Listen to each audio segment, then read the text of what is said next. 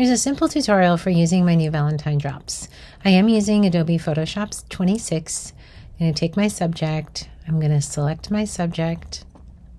Make sure the light is coming from the right spot. This light is coming from the right. Same with the photo. Use my move tool, drag it over, and then scale it down.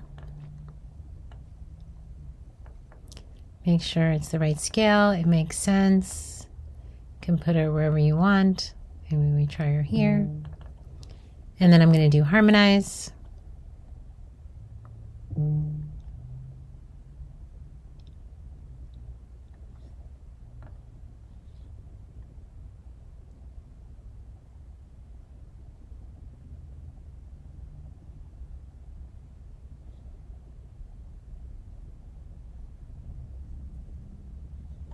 Then we can cycle through the harmonization, see which makes sense. I like that one. Once you're happy with it, then you can just flatten your image. Notice how it made the shadows.